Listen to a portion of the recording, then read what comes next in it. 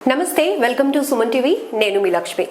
తరచుగా అనేక రకాల ఆరోగ్య సమస్యలపై ఎక్స్పర్ట్ డాక్టర్స్ తో ఇంటర్వ్యూస్ చేస్తున్నాం. మీకు మంచి నాలెడ్జ్, ఇన్ఫర్మేషన్ షేర్ చేస్తూనే ఉన్నాం. సాధారణంగా అనేక రకాల ఆరోగ్య సమస్యలు మనం తరచుగా చూస్తున్నాం.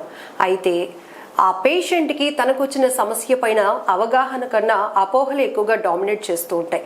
ఈ ట్రీట్మెంట్కి ఎవరిని సంప్రదించాలి, ఒకవేళ సర్జరీ అవసరం అవుతుంది అని డాక్టర్లు చెప్తే నిజంగా మనం సర్జరీకి వెళ్ళొచ్చా, సెకండ్ ఆప్షన్ మళ్ళీ తీసుకోవాలా, లేకపోతే సర్జరీ తర్వాత కూడా మళ్ళీ మునుపటి లైఫ్ని మనం లీడ్ చేయగలుగుతామా, ఇలా రకరకాల అపోహలు ఉంటూనే ఉంటాయి.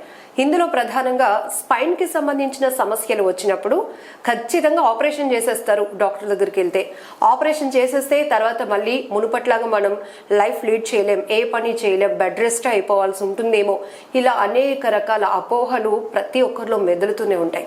సో మనం అనేక మంది డాక్టర్స్తో ఇంటర్వ్యూస్ చేస్తున్నప్పుడు కూడా చాలా రిక్వెస్ట్ క్వశ్చన్స్ కూడా వస్తూ ఉంటాయి.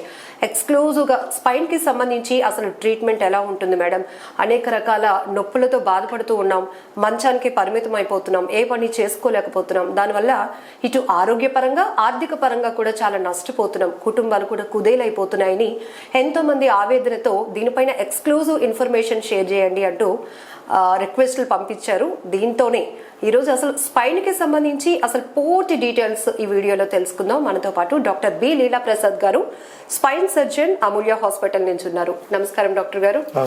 Thank you sir, me valuable time మాకు ఇచ్చినందుకు. ఈ స్పైన్ కి సంబంధించి ఎట్లాంటి సమస్యలు వస్తుంటాయి? సో ప్రొలాంగ్ బెడ్ రెస్ట్ 2 రోజులు 3 రోజుల కన్నా ఎక్కువ రెస్ట్ అనేది ఇన్ఫాక్ట్ పేషెంట్కి హానికరం. బట్ ఇప్పుడు మీ దగ్గరకు వచ్చే పేషెంట్స్ లో ఏ ఏజ్ గ్రూప్ ఎక్కువగా ఉంటారు సార్? సిజేరియన్ బేబీస్ పుట్టినప్పుడు మాత్రమే ఇది జరుగుతూ ఉంటుందా? సో వీటి వల్ల బ్యాక్ పెయిన్ వచ్చే ఛాన్స్ ఉంది. సార్, ఈ బ్యాక్ పెయిన్ ఉన్న వాళ్ళు బెడ్ పైన పడుకోకూడదు అంటారు, ఎందుకు సార్ అది? సో ప్రతి ఏజ్ లో స్పైన్ ప్రాబ్లమ్స్ రావచ్చు. జనరల్ గా చెప్పాలంటే ఇంట్లో ఒకరు మంచానికి పరిమితమైనా కూడా ఆ కుటుంబం మొత్తం ఎఫెక్ట్ పడుతూ ఉంటుంది. ఇటు ఫైనాన్షియల్గా ఆర్థిక పరంగా ఖర్చులు అవుతూ ఉంటాయి. ఒకరు ఇలా ఉండిపోయారే అనే ఆవేదన కూడా ఆ కుటుంబాన్ని తీవ్రంగా వేధిస్తూ ఉంటుంది. అసలు కామన్గా ఈ స్పైన్కి సంబంధించి ఎట్లాంటి సమస్యలు వస్తుంటాయి? లక్ష్మి గారు, ఇది చాలా ఇంపార్టెంట్ టాపిక్. మా పేషెంట్స్కి జనరల్గా చాలా డౌట్స్ వస్తుంటాయి, చాలా అపోహలు ఉంటాయి. సో ఇలాంటి ప్రోగ్రామ్ మీరు ముందుకు తీసుకురావడం నిజంగా చాలా ఒక మంచి పని. అసలు స్పైన్లో కామన్గా వచ్చేది నడుము నొప్పి, బ్యాక్ పెయిన్, అలాగే మెడ నొప్పి. సో ఈ రెండు మనం పేషెంట్స్లో ఎక్కువగా చూసే సమస్యలు. దాంతోపాటు వీటికి రిలేటెడ్ కాంప్లికేషన్స్ వస్తుంటారు. సార్, ఈ రకంగా ఇది దీర్ఘకాలిక నొప్పులు అంటూ ఉంటారు కదా. జనరల్గా ఈ నడుము నొప్పి కావచ్చు, లేకపోతే మెడ నొప్పి కావచ్చు. పర్టికులర్గా నడుము నొప్పి వచ్చిన వాళ్ళు కంప్లీట్గా బెడ్ రెస్ట్లోనే ఉండాలి, అప్పుడే మనం కొంచెం రికవర్ అవుతామేమో. లేదు అంటే మనం రకరకాల జాబ్ స్టైల్స్ చూస్తూ ఉంటాం కదా సార్. లాంగ్ సిట్టింగ్ కావచ్చు, లేకపోతే వాళ్ళ పొజిషన్ జాబ్ పరంగా వాళ్ళు చేసేటటువంటి లాంగ్ స్టాండింగ్ కావచ్చు. ఇలాంటివి ఇంకా మానేయాలి అనేటటువంటి ఒక ఆలోచనకు వచ్చేస్తారు. ఇది డాక్టర్ గారు చెప్పరు, కానీ వాళ్ళు వీళ్ళు అంటూ ఉంటే వాళ్ళు విని అలా ట్యూన్ అయిపోతూ ఉంటారు. ఇది నిజమేనా అంటారు అసలు? ఈ కంప్లీట్ బెడ్ రెస్ట్ అనేది ఒక చాలా పెద్ద అపోహ. రెస్ట్ అనేది అవసరమే. అంటే అక్యూట్గా నొప్పి చాలా తీవ్రంగా ఉన్నప్పుడు 1-2 రోజులు, అంటే 1 or 2 days రెస్ట్, అంతకుమించి రెస్ట్ అనవసరం. ఎక్కువ రెస్ట్ తీసుకోవడం వల్ల ఏమవుతుందంటే నడుము వీక్ అయిపోతుంది, నడుము చుట్టూ ఉన్న మజిల్స్ వీక్ అయిపోతాయి. సో వాటికి సరైన లోడింగ్ లేక వీక్ అయిపోతాయి. సో ప్రొలాంగ్ బెడ్ రెస్ట్ 2 రోజులు 3 రోజుల కన్నా ఎక్కువ రెస్ట్ అనేది ఇన్ఫ్యాక్ట్ పేషెంట్కి హానికరం. రెండోది ఏంటంటే ఎక్కువ రోజులు రెస్ట్ తీసుకున్నప్పుడు ఆ పేషెంట్ మీద మానసికంగా కూడా కొంచెం ప్రభావం పడుతుంది. సో నేను నిజంగా పేషెంట్ని అయిపోయానేమో అన్న ఫీలింగ్ పేషెంట్కి వస్తుంది. సో దానివల్ల రికవరీ ఇంకా లేట్ అవుతుంది. సో దాంతోపాటు మనకి చిన్నప్పుడు చెప్తారు ideal mind is devils workshop అని. సో అలా ఖాళీగా ఉన్నప్పుడు రకరకాల ఆలోచనలు వస్తుంటాయి, చాలామంది ఉచిత సలహాలు ఇస్తుంటారు. సో ఇవన్నీ విని వాళ్ళకి నిజంగా నేను పేషెంట్ అయిపోయానేమో, నేను ఇంక దేనికి పనికిరానేమో అని ఒక అపోహ కలుగుతుంది. సో కాబట్టి ప్రొలాంగ్ బెడ్ రెస్ట్ అనేది పూర్తిగా అపోహ. నొప్పి తీవ్రంగా ఉన్నప్పుడు 1-2 రోజులు లేదా 3 రోజులు రెస్ట్ తీసుకొని తర్వాత నెమ్మదిగా మళ్ళీ పనిలోకి వెళ్ళడం మొదలు పెట్టాలి. సార్, జనరల్గా ఈ స్పైనల్ ఇష్యూస్ అనేవి ఒక పర్టికులర్ ఏజ్ వాళ్ళకే ఎఫెక్ట్ అవుతూ ఉంటారు. 50s 60s ఉన్న వాళ్ళకే ఈ స్పైనల్ ప్రాబ్లమ్స్ వస్తాయి అంటారు. బట్ ఇప్పుడు మీ దగ్గరకు వచ్చే పేషెంట్స్లో ఏ ఏజ్ గ్రూప్ ఎక్కువగా ఉంటారు సార్? తర్వాత ట్రీట్మెంట్ కన్నా ముందు మేము మళ్ళీ మునుపటి లైఫ్ లీడ్ చేయగలుగుతామా అనే క్వశ్చనే ఫస్ట్ మీకు వస్తూ ఉంటుందా? ఈ చాలామంది నేను ఇంకా 20 years ఈ ఏజ్లో నాకు ప్రాబ్లం ఏంటి, నేను చిన్న వయసులో నాకు ఈ ప్రాబ్లమ్స్ ఎలా వచ్చాయి అన్న అపోహలు ఉంటాయి. ఈ స్పైన్ ప్రాబ్లమ్స్ అనేది ఒక మేబీ మిడిల్ ఏజ్లో ఎక్కువగా వస్తుంటాయి. అలా అని చెప్పి మిడిల్ ఏజ్ ఓల్డ్ ఏజ్లో ఎక్కువ వస్తుంటాయి. అలా అని చెప్పి పిల్లలకి రాకూడదని ఏం లేదు. సో ప్రతి ఏజ్లో స్పైన్ ప్రాబ్లమ్స్ రావచ్చు. అంటే కొన్ని ఏజ్లో ఒకలాంటి ప్రాబ్లమ్స్ వస్తాయి, కొన్ని ఏజ్లో వేరే ప్రాబ్లమ్స్ వస్తాయి. సో ఏజ్ అనేది స్పైన్ ప్రాబ్లమ్స్ అసలు ఎగ్జాంపుల్ కాదు. ఏజ్లో అయినా సార్ ప్రాబ్లమ్స్ రావచ్చు. అసలు స్పైన్ ప్రాబ్లం ఎందుకు వస్తుంది సార్? కొంతమందిలోనే ఎక్కువగా చూస్తూ ఉంటాం కదా, సివియర్ పెయిన్తో వాళ్ళు సఫర్ అవుతూ ఉంటారు. స్పైన్ ప్రాబ్లమ్స్ రకరకాల కారణాలు ఉంటాయి. మనకు కామన్గా వచ్చేది అంటే ఈ నడుము నొప్పి ఇవన్నీ వచ్చేవి మనకి మజిల్ స్ట్రెయిన్ వల్ల కానీ, లేకపోతే అన్అకస్టమ్డ్ యాక్టివిటీ అంటే అలవాట్లేని పని చేయడం వల్ల కానీ, లేకపోతే పూర్ పోస్చర్ వల్ల మన పోస్చర్ సరిగ్గా లేకపోవడం వల్ల కానీ, మజిల్ వీక్నెస్ నడుము చుట్టుకున్న కండాల వీక్నెస్ వల్ల కానీ వస్తుంటాయి. ఇవే మనకి ఈ స్పైన్ ప్రాబ్లమ్స్ కామన్గా కారణాలు. స్పైన్ ప్రాబ్లం ఉందంటే డాక్టర్ గారి దగ్గరికి వెళ్తే అర్జెంటుగా ఆపరేషన్ చేయాలంటారేమో. అమ్మో ఆపరేషన్ చేస్తే కాలు పడిపోతుందేమో, లేకపోతే ఇంతకు ముందులాగా అందులో ఏదైనా రిస్క్ ఫ్యాక్టర్స్ ఉంటే ఉన్న లైఫ్ కూడా పోతుందేమో, ఇది ఎక్కువగా డామినేట్ చేస్తున్న అపోహలు. సో ఏం చెప్తారు సార్? ఇది కరెక్టే. చాలామంది ప్రాబ్లం వచ్చినప్పుడు మా దగ్గరికి రారు. అంటే మీరు స్పైన్ సర్జన్ కదండి, మీ దగ్గరికి వచ్చి మీరు ఆపరేషన్ చేసేస్తారు అన్న అపోహలు ఉంటారు. స్పైన్ సర్జన్ అంటే వచ్చిన ప్రతి వాళ్ళకి ఆపరేషన్ చేస్తాం అన్నది కాదు. అవసరమైతే సర్జరీ చేస్తామని, అంతేగాని వచ్చిన ప్రతి వాళ్ళకి రండి రేపే చేసేస్తాం అన్నది కాదు. సో ఇది పూర్తిగా అపోహ మాత్రమే. స్పైన్ సర్జన్కి రావడం వల్ల ఏంటంటే మీ ప్రాబ్లం తొందరగా డయాగ్నోజ్ అవుతుంది. సో దాని ద్వారా ట్రీట్మెంట్ తొందరగా స్టార్ట్ చేయొచ్చు. సో అంతేగాని వచ్చిన ప్రతి వాళ్ళకి ఆపరేషన్ చేసేస్తాం అన్నది కాదు. ఇంకొకటి, ఆపరేషన్ చేసిన తర్వాత పర్మనెంట్ బెడ్ రెస్ట్ అయిపోతామా, లేకపోతే మునుపటి స్థితికి వెళ్ళలేమనేది కూడా పూర్తి అపోహ. ఇప్పుడు సర్జికల్ టెక్నిక్స్ కానీ సర్జికల్ టెక్నాలజీలో కానీ చాలా ఇంప్రూవ్మెంట్స్ వచ్చినాయి. అలాగే స్పైన్ అండర్స్టాండింగ్లో కూడా చాలా ఇంప్రూవ్మెంట్స్ వచ్చినాయి. ఒకప్పుడు సర్జరీ చేయాల్సి వచ్చిన కండిషన్స్ కూడా ఇప్పుడు మన మందులతోని వేరే ట్రీట్మెంట్ ద్వారా నయం చేయగలుగుతున్నాం. So surgery minimal invasive surgery వచ్చిందంటే ఎక్కువ కోత లేకుండానే మనం ఆ ప్రాబ్లమ్ని ట్రీట్ చేయడం జరుగుతుంది. సో దీనివల్ల మా మునుపటి స్థితికి తొందరగా చేరుకోవచ్చు. అంతేగాని మునుపటి స్థితికి వెళ్ళలేమేమో, మనం పర్మనెంట్ డిజేబుల్డ్ అయిపోతాం అనేది పూర్తిగా అపోహ మాత్రమే. అసలు స్పైన్ సమస్య ఉన్న వాళ్ళు ఏ పనులు చేయకూడదు, ఇమీడియట్గా వాళ్ళు అవాయిడ్ చేయాల్సినటువంటి పనులు ఏంటి సార్? సో పెయిన్ ఎక్కువ ఉన్నప్పుడు బేసిక్గా ఏంటంటే కొంచెం రెస్ట్ తీసుకోవాలి. పెయిన్ బాగా ఎక్కువ ఉంది, నడవలేకపోతున్నారు, నిల్చోలేకపోతున్నారు, అలాంటప్పుడు రెస్ట్ తీసుకోవాలి. ఏ పనులు చేయకూడదంటే దీనికి సింపుల్ రూల్ ఉంటుంది. మీకు పలానా పని చేస్తే నొప్పి వస్తుంది అంటే ఆ పని అవాయిడ్ చేయండి. మీరు ఫర్ ఎగ్జాంపుల్ మీరు ముందుకు వంగున్నప్పుడు నొప్పి వస్తుంది అంటే అవి తగ్గించండి. ఫ్రీగా నడుస్తున్నారు, నడడానికి ఇబ్బంది లేదు అన్నప్పుడు మీరు నడక కానీ మిగతా యాక్టివిటీస్ కంటిన్యూ చేసుకోవచ్చు. పెయిన్ వచ్చినప్పుడు ఇంకా అన్ని పనులు ఆపేయాలని, లేకపోతే ఇది చేయకూడదు అది చేయకూడదు అని స్ట్రిక్ట్గా ఏమీ ఉండవు. మీకు ఏ పని అయితే నొప్పి వస్తుందో, ఏ పని వల్ల ఇబ్బంది కలుగుతుందో అలాంటి పనులు తగ్గించుకుంటే సరిపోతుంది. సార్ వీళ్ళు జనరల్గా రెగ్యులర్ వాకింగ్ అది అలవాటు ఉన్నవాళ్ళు, లేకపోతే జిమ్కి వెళ్ళే అలవాటు ఉన్నవాళ్ళు ఈ స్పైన్ ఇష్యూ వచ్చిన తర్వాత ఆపేయాలి అంటారా, లేకపోతే ఏ మెథడ్లో చేయొచ్చు అంటారు? అదే ఇప్పుడు వాకింగ్ అయితే కంటిన్యూ చేసుకోవచ్చు అండి, అన్లెస్ బాగా విపరీతమైన నొప్పి ఉండి నడవలేని స్థితిలో ఉంటే తప్ప వాకింగ్ మిగతా యాక్టివిటీస్ అన్ని కంటిన్యూ చేసుకోవచ్చు. ఇంకొకటి తరచుగా అపోహ ఏంటంటే జిమ్కి వెళ్ళడం వల్ల నాకు స్పైన్ ప్రాబ్లం వచ్చిందని, లేకపోతే స్పైన్ ప్రాబ్లమ్స్ ఉన్న వాళ్ళు జిమ్కి వెళ్ళకూడదని చాలామంది అపోహ ఫీల్ అవుతుంటారు. జిమ్కి వెళ్ళడం వల్ల కొంతమంది స్పైన్ ప్రాబ్లమ్స్ వస్తుంది నిజమే, కానీ ఇది ఎందుకంటే చాలామంది పక్కన వాళ్ళు ఇంత వెయిట్ ఎత్తారు కదా నేను కూడా ఎత్తేస్తానని సడన్గా ఒకే రోజు ఎత్తేస్తుంటారు. కొంతమంది సరైన టెక్నిక్ లేక, సరైన ఫామ్ లేకుండా ఎత్తుతుంటారు, ఒకేసారి ఎత్తేస్తుంటారు, ప్రాపర్ ట్రైనింగ్ లేక ఎత్తేస్తుంటారు. రెండోది మీ బాడీకి మీ స్ట్రెంత్ లేకుండా ఒకే రోజు అన్నీ ఎత్తేద్దాం అన్నట్టు ఉంటుంది. సో వీటి వల్ల బ్యాక్ పెయిన్ వచ్చే ఛాన్స్ ఉంటుంది. కానీ ఇన్ఫ్యాక్ట్ జిమ్లో మనం ప్రాపర్గా ట్రైనింగ్ తీసుకొని ప్రాపర్ వెయిట్ చేస్తుంటే it's in fact good for the back. Gym చేయడం వల్ల కానీ వెయిట్స్ వల్ల కానీ మన బాడీలో మజిల్స్ అన్ని స్ట్రెంథనింగ్ ఉంటుంది, అలాగే వెయిట్స్ వల్ల కూడా బ్యాక్ స్ట్రెంథనింగ్ ఉంటుంది. కాకపోతే ఇవి ప్రాపర్గా చేయాలి, ప్రాపర్ గైడెన్స్లో చేయాలి, ప్రాపర్ సీక్వెన్స్లో చేయాలి. ఒకే రోజు అన్ని చేస్తే కుదరదు, ప్రాపర్ ట్రైనింగ్లో చేయాలి. సరే ఈ బ్యాక్ పెయిన్ ఉన్న వాళ్ళు బెడ్ పైన పడుకోకూడదు అంటారు, ఎందుకు సార్ అది? ఇది చాలా మంది చెప్తుంటారు, బెడ్ మీద వచ్చిన తర్వాత మేము బెడ్ మీద పడుకోవట్లేదు, బెంచ్ మీద పడుకుంటున్నాం, కింద పడుకుంటున్నాం అంటారు.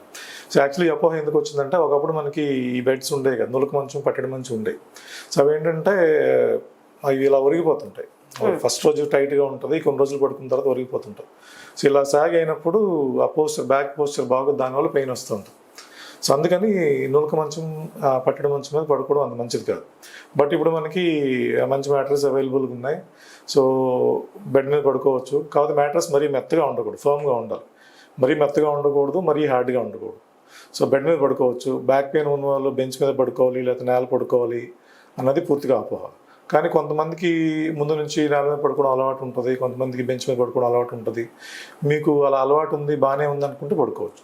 స్ట్రిక్ట్గా దీని మీద పడుకోవాలి పడుకోకూడదని ఏం లేదు.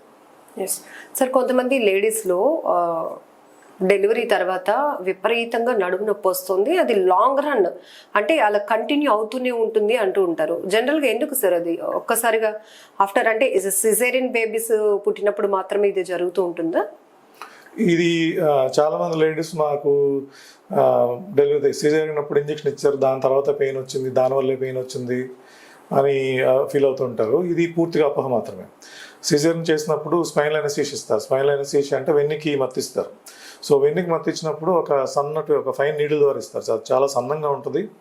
సో దానివల్ల దీర్ఘకాలికంగా నొప్పి అయితే మాత్రం రాదు. సో దానివల్ల ఏంటంటే ఆ గుచ్చినప్పుడు కొంతసేపు నొప్పి ఉంటుంది, మేబీ ఒక 1 or 2 days వరకు నొప్పి ఉంటుంది. అంతేగాని దీనివల్ల దీర్ఘకాలిక నొప్పి అయితే రాదు. మనకి చేతికి ఇంజెక్షన్ చేసినప్పుడు ఎలాగైతే నొప్పి వస్తుందో, ఆ నొప్పి ఎలాగైతే తాత్కాలికంగానే ఉంటుందో, ఈ నడుము చేసే ఇంజెక్షన్ వల్ల కూడా తాత్కాలిక నొప్పి వస్తుంది తప్ప దీర్ఘకాలిక నొప్పి అనేది రాదు. స్పైన్ సర్జరీ అనేది పెద్ద హాస్పిటల్లో చేస్తేనే సెట్ అవుతుంది, చిన్న చిన్న హాస్పిటల్లో చేస్తే అది ఒక ప్రాపర్ ట్రీట్మెంటే కాదు అనే అపోహ కూడా చాలా మందిలో ఉంటుంది. ఏమైనా క్లారిటీ ఇస్తారా సార్ దీని గురించి? ఇది కూడా అంటే చాలా మందిలో ఉన్న అపోహనే. మేము సర్జరీకి హైదరాబాద్ వెళ్ళాము, మెడ్రాస్ వెళ్ళాము అలా చెప్తూ ఉంటాం. అంటే ఒకప్పుడు మనకి ఇక్కడ అంటే చిన్న చిన్న సిటీస్లో హాస్పిటల్స్ అంత డెవలప్డ్ కాదు, ట్రైన్డ్ సర్జన్స్ ఉండేవారు కాదు. సో ఒకప్పుడు అది నిజం అయిండొచ్చేమో, కానీ ఇప్పుడు మనకి ట్రైనింగ్ ఫెసిలిటీస్ బాగా పెరిగినాయి. మన టైర్ 2 సిటీస్, టైర్ 3 సిటీస్లో కూడా వెల్ ట్రైన్డ్ సర్జన్స్ ఉన్నారు. హాస్పిటల్స్ కూడా బాగా అప్గ్రేడ్ అయ్యేవి. అంటే చిన్న ఊర్లో హాస్పిటల్స్లో కూడా అన్ని ఫెసిలిటీస్ ఉన్నాయి. అన్ని ఇమేజింగ్ ఫెసిలిటీస్ కానీ, మంచి అనెస్థీషియా ఫెసిలిటీస్ కానీ, మానిటరింగ్ ఫెసిలిటీస్ కానీ, సో అన్నీ ఉన్నాయి. సో స్పైన్ సర్జరీకి పెద్ద సిటీ చిన్న సిటీ అనేది ఏం లేదు.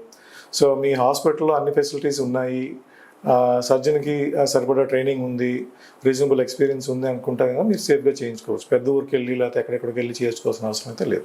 సార్, ఇప్పుడు అడ్వాన్స్డ్ టెక్నాలజీ కూడా తీసుకొని మీరు ట్రీట్మెంట్ అందిస్తున్నారు. సర్జరీస్లో కూడా ఫలితాల్లో కూడా ఆ మార్పు ఎలా వచ్చింది సార్? ఆ గతంలో చూస్తే ఇప్పుడు ఉన్న రిజల్ట్స్ ఎట్లా ఉన్నాయి? డెఫినెట్గా టెక్నాలజీ వల్ల మనకి చాలా మార్పులు వచ్చాయి, చాలా మేలు జరిగింది. పేషెంట్ రిజల్ట్స్ వచ్చేసరికి మనకి ఇంతకుముందు పెద్ద పెద్ద కోతలు ఇచ్చేవారు, ఇప్పుడు అంత పెద్ద కోత లేకుండా చిన్న కోతతోనే చేయగలుగుతున్నాం. అదే మినిమల్ ఇన్వేజివ్ సర్జరీ అంటారు. సో దానివల్ల ఏమవుతుందంటే మనకి బ్లడ్ లాస్ తగ్గుతుంది. సర్జరీ వల్ల కలిగే మార్బిడిటీ అంటే పేషెంట్కి ఆ పెయిన్ కానీ హాస్పిటల్ ఉండాల్సిన అవసరం కానీ తగ్గుతుంది. సో పేషెంట్ తొందరగా రికవర్ అవుతారు, ఫాస్టర్ రికవరీ ఉంటుంది, తొందరగా పనికి వెళ్ళిపోవచ్చు. అలాగే మునుపటి ఫంక్షన్ లెవెల్స్కి తొందరగా రీచ్ అయ్యే ఛాన్స్ ఉంటుంది. సో టెక్నాలజీ అనేది డెఫినెట్గా మనకి హెల్ప్ఫుల్. దానివల్ల పేషెంట్ రిజల్ట్స్ కూడా చాలా ఇంప్రూవ్ అయినాయి. సర్జరీ టైంలో కానీ సర్జరీ తర్వాత ఇంకేమైనా కాంప్లికేషన్స్ ఉండే అవకాశం ఉంటుందా సార్ జనరల్లీ పేషెంట్స్లో? కాంప్లికేషన్స్ అనేది అన్నిట్లో ఉంటాయి. అంటే ఫర్ ఎగ్జాంపుల్ మనం చేసే ప్రతి దాంట్లో కూడా ఉంటాయి. మనం డ్రైవ్ చేస్తున్నాం అనుకోండి, మనకి ఏదైనా జరగచ్చు. అలాగే సర్జరీలో కూడా కాంప్లికేషన్స్ ఉంటాయి.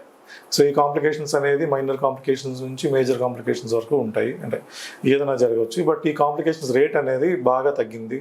సో ఒకప్పుడు స్పైన్ సర్జరీలో కాంప్లికేషన్ రేట్ అబౌట్ 5% అలా ఉండేది. ఇప్పుడు లెస్ దెన్ 1%. అంటే 1000 మందికి చేస్తే మేబీ 5 మెంబర్స్కి 6 మెంబర్స్కి కాంప్లికేషన్స్ వచ్చే ఛాన్స్ ఉంది.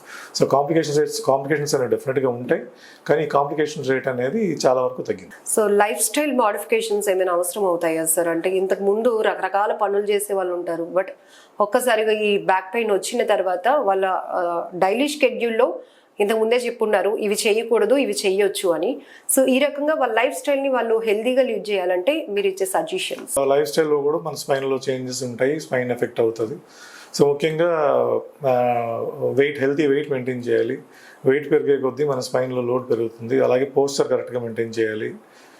మూడోది ఎక్సర్సైజ్ కరెక్ట్గా చేస్తూ ఉంటాం, రెగ్యులర్ ఎక్సర్సైజ్ చేయాలి. ఎక్సర్సైజ్ చేయకపోతే మన స్పైన్ మజిల్స్ అన్నీ వీక్ అయిపోతాయి.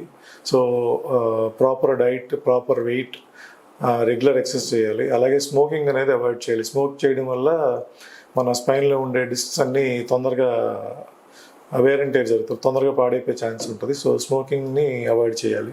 కొంతమంది పేషెంట్స్ తో మాట్లాడినప్పుడు ఓ పలానా చోట మేము సర్జరీ చేయించుకున్నాము బట్ తర్వాత కూడా మేము సెట్ కాలేకపోయాము, ఇంకా పెయిన్ వస్తోంది, లేకపోతే ఈ పనులు అసలు చేయలేకపోతున్నాము అని కూడా కొంతమంది చెప్తూ ఉంటారు. ఎందుకు జరుగుతుంది సార్ అట్లా? సో సర్జరీ తర్వాత అంటే ఇంకా ఫుల్ రికవరీ రాలేదానికి దానికి చాలా కారణాలు ఉంటాయి. చాలా అది జనరలైజ్డ్గా మనం చెప్పడం కష్టం అవుతుంది. అసలు సర్జరీ ఫస్ట్ ఎందుకు చేశారు, ఏం సర్జరీ చేశారు, తర్వాత సర్జరీ ముందున్న ప్రాబ్లం తగ్గిందా, ఏదైనా కొత్త ప్రాబ్లం వచ్చిందా, లేకపోతే ప్రాబ్లం కొంతవరకు తగ్గి కొంత తగ్గలేదా, అంటే పార్షియల్గా రికవర్ అయ్యారా, ఇవన్నీ కొంచెం డీటెయిల్గా అనలైజ్ చేయాల్సి వస్తుంది. బట్ బై అండ్ లార్జ్ ఏంటంటే స్పైన్ సర్జరీ వల్ల మనకి 100% ఎఫెక్ట్స్ రిజల్ట్స్ రాకపోయినా ఆ పేషెంట్స్ 80 to 90% పెయిన్ రిలీఫ్ వస్తుంది. కొంత పెయిన్ ఉండొచ్చు, కొంత పెయిన్ ఎందుకంటే ఈ స్పైన్లో ఈ వేర్ అండ్ టేర్ చేంజెస్ అనేవి అలా జరుగుతూనే ఉంటాయి. మనం ఈ వేర్ అండ్ టేర్ చేంజెస్ని ఎవరు ఆపలేరు. సో కొంత పెయిన్ అనేది ఉంటుంది. మేజర్ పెయిన్ సర్జరీ వల్ల ఏంటంటే మేజర్ పెయిన్ తగ్గుతుంది, ప్లస్ రెండోది ఇంకా ఆ ప్రాబ్లం ఎక్కువ అవ్వకుండా ఉండే ఛాన్స్ ఉంటుంది. కంప్లీట్ 100% రిలీఫ్ అంటే ఉండకపోవచ్చు, బట్ చిన్న చిన్న పెయిన్ ఉంటుంది. బట్ మీకు పెయిన్ అస్సలు తగ్గలేదు లేదా కొత్తగా పెయిన్ వచ్చిందంటే ఒకసారి పూర్తిగా ఎవాల్యుయేట్ చేసి అది ఎందువల్ల జరిగింది అనేది దాని ప్రకారంగా ట్రీట్మెంట్ చేయాల్సి వస్తుంది. సో పర్టికులర్గా ఈ పేషెంట్స్లో బిఫోర్ ట్రీట్మెంట్ బిఫోర్ సర్జరీ ఎట్లాంటి మోటివేషన్ అవసరం అవుతూ ఉంటుంది, మీరేం చెప్తూ ఉంటారు? చాలామంది స్పైన్ ప్రాబ్లం వచ్చారు అంటే వచ్చిందంటే నాకేదో అయిపోయింది, ఇంకా నేను దేనికి పనికిరానేమో, నా ఫ్యామిలీ పరిస్థితి ఏంటి, చాలామంది చెప్తుంటే నా పిల్లలు చిన్నపిల్లలు, నేను ఒక్కడనే సంపాదించాలి. సో స్పైన్ ప్రాబ్లం డయాగ్నోజ్ అయిన తర్వాత మీరేమీ అధైర్యపడాల్సిన అవసరం లేదు. ఇప్పుడు మనకి అన్ని జబ్బులకి ట్రీట్మెంట్ ఉన్నది. సో ఈ ట్రీట్మెంట్తో మెరుగవని జబ్బు అంటూ ఏం లేదు. సో పూర్తిగా కాకపోయినా ఎంతవరకు డెఫినెట్గా ఉన్న కండిషన్ నుంచి డెఫినెట్గా ఇంప్రూవ్ అయ్యే ఛాన్స్ అయితే ఉంది. సో ట్రీట్మెంట్ లేని ప్రాబ్లమ్స్ అంటూ ఈ రోజుల్లో ఆల్మోస్ట్ ఏమీ లేనట్టే. సో మీరు అధైర్యపడాల్సిన అవసరం లేదు. Should consult a good spine surgeon or spine doctor and దాని ప్రకారం మీరు ట్రీట్మెంట్ తీసుకుంటే డెఫినెట్గా ఇంప్రూవ్ అవుతారు. సార్ ఫైనల్లీ స్పైన్ సర్జరీ తర్వాత పేషెంట్ నార్మల్ లైఫ్లోకి వచ్చేసేయడానికి ఎన్ని రోజులు పడుతుంది అంటారు? సో నార్మల్ లైఫ్ రావడానికి అది మనం చేసిన సర్జరీ బట్టి ప్లస్ ఆ పేషెంట్ తను చేసే పని బట్టి, ఆఫీస్ వర్క్ మాన్యువల్ లేబర్ దాని మీద డిపెండ్ అవుతుంటుంది. ఇప్పుడు చిన్న సర్జరీలు అనుకోండి, డిస్క్ సర్జరీ కానీ అలాంటివి అయితే మేబీ ఆఫీస్ వర్క్ అంటే ఫ్యూ డేస్లో చేసుకోవచ్చు. ఒక మేబీ 10-14 ఒక 2 వీక్స్లో ఆఫీస్ జాబ్స్ అన్నీ చేసుకోవచ్చు. అలాగే మాన్యువల్ వర్క్ ఏమైనా చేయాలంటే ఒక మేబీ ఒక 4 to 5 వీక్స్ పట్టచ్చు. అలాగే మేజర్ సర్జరీస్ అనుకోండి, డిఫార్మిటీ కరెక్షన్స్, ఈ స్కోలియోసిస్ కరెక్షన్ అలాంటివి అయితే ఆఫీస్ వర్క్ అంతా ఒక 1 month, అలాగే మాన్యువల్ వర్క్ ఏమైనా చేయాలంటే ఒక 2-3 monthsలో చేసుకోవచ్చు. థ్యాంక్ యూ డాక్టర్ గారు, వ్యాలిడ్ ఇన్ఫర్మేషన్ ఇచ్చినందుకు, మీ వాల్యుబుల్ టైం మాతో స్పెండ్ చేసినందుకు. నమస్తే.